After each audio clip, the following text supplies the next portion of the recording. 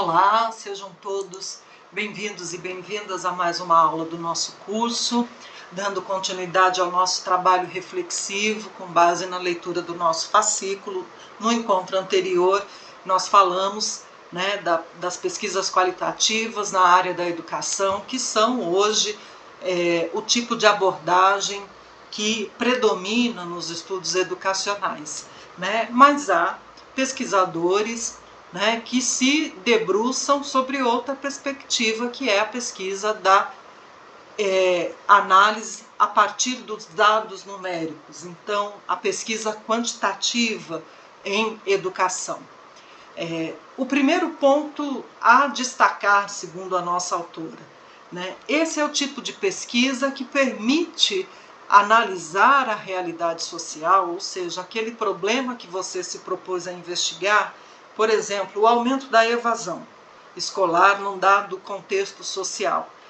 Então, na pesquisa quantitativa, você vai analisar esse problema, coletando dados numéricos. Vai produzir a sua análise a partir dos dados numéricos, que permitem mensurar aquela realidade social, fazendo uso de estatísticas, geralmente a partir de dados oficiais que são divulgados e publicados por institutos de pesquisa e órgãos oficiais, como o IBGE, por exemplo, mas outros órgãos oficiais que coletam dados sociodemográficos que nós geralmente utilizamos nos estudos educacionais, como dados do censo populacional, dados do censo escolar, do censo do professor, e assim por adiante. Pois bem, a nossa autora, já no início do texto, ela faz um alerta que considero importantíssimo, sobretudo para vocês, que muitos e muitas de vocês provavelmente produzirão o primeiro estudo científico propriamente dito nesse momento do curso. Então, ela chama atenção para a necessidade de evitar cair na armadilha de achar que nesse curto intervalo de tempo você tem tempo suficiente para trabalhar com as duas abordagens de pesquisa, tanto a qualitativa quanto a quantitativa. Isso requer um tempo maior de caminhada, um tempo maior de amadurecimento intelectual. Então, a orientação da nossa autora, e que eu recomendo muito fortemente, escolha uma abordagem. Defina já com a sua professora orientadora qual é a abordagem e trabalhem com ela. Busque não juntar. Ainda que, se você for fazer uma pesquisa qualitativa, ainda que você possa vir a utilizar dados quantitativos no seu estudo. Por exemplo, como já falei anteriormente, as estatísticas produzidas por institutos e centros de pesquisa. Essas estatísticas, elas podem nos ajudar a contextualizar uma determinada realidade social. Por exemplo, dados sociodemográficos do perfil da população de um município específico onde você vai conduzir o seu estudo. Esses dados geralmente são produzidos por órgãos oficiais, mas eles possibilitam contextualizar aquela realidade. Como é que é aquele município, que tamanho, quantas pessoas vivem ali, qual é o perfil de renda dessas pessoas, qual é o perfil educacional, até que nível ou etapa da educação essas pessoas chegam. Então, os dados quantitativos, eles permitem fazer essa contextualização, sem que necessariamente você tenha que produzir uma pesquisa quantitativa propriamente dita. Porque na pesquisa quantitativa propriamente dita, há a necessidade de um propósito maior de aprofundamento do conhecimento a partir dos dados numéricos. E isso é algo que exige um fôlego maior, muitas vezes, o conhecimento especializado na área da matemática, da estatística. Bom, a nossa autora também nos aponta os tipos mais comuns de pesquisa quantitativa, né, destacando sobretudo a utilização de 2 instrumentos de pesquisa. Em primeiro lugar, né, o uso dos chamados surveys.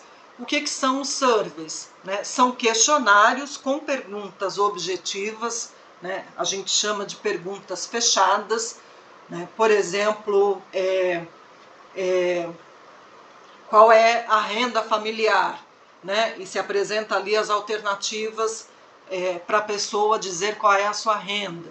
Né? É uma pergunta fechada, ela vai ter que dizer se é A, B, C, D ou E. Né? Então, os surveys, eles geralmente são aplicados e eles podem envolver um grande número de pessoas, mas eles servem, né, para capturar esse tipo de dado quantitativo, não para compreender a visão de mundo das pessoas, o que elas pensam sobre uma determinada questão, como é que elas gostariam que fosse o enfrentamento daquele problema em específico.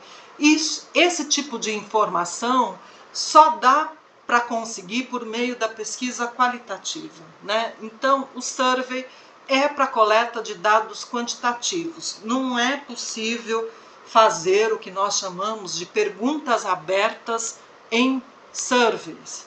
Né? As perguntas abertas, essas que permitem compreender a visão de mundo dos sujeitos da investigação, essas perguntas elas precisam ser feitas, né, numa pesquisa de abordagem qualitativa. Né? Então, o uso do survey pode envolver um grande número de pessoas e hoje, mais do que nunca, não necessariamente implica, né, na necessidade da presença do pesquisador. Né? Você pode elaborar um questionário e encaminhar isso de forma online para as pessoas, né, e as pessoas responderem também de forma online. Né? Um outro instrumento de pesquisa quantitativa que é bastante utilizado são os formulários. Ela dá o exemplo do censo populacional que é feito pelo IBGE, né? Quem já recebeu o pesquisador do censo em casa sabe disso, né? O pesquisador chega na sua casa com o formulário e ele vai fazendo as perguntas e ele preenche o formulário.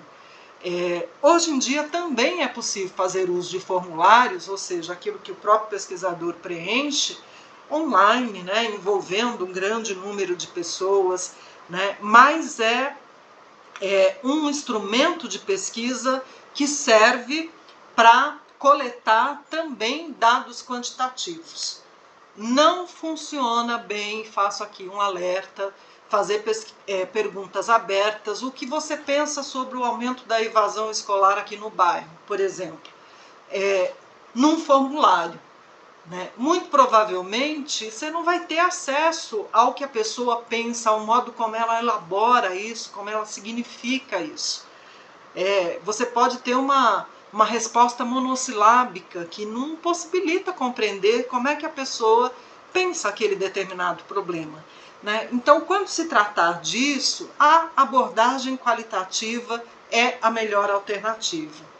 Muito importante, definam com as professoras orientadoras que tipo de abordagem vocês vão utilizar e definam isso o quanto antes. Nós vamos encaminhar a divisão dos grupos e das orientadoras, precisamos fazer ajustes em função das condições de trabalho. A gente trabalha com aquilo que é possível, né? Não com o ideal.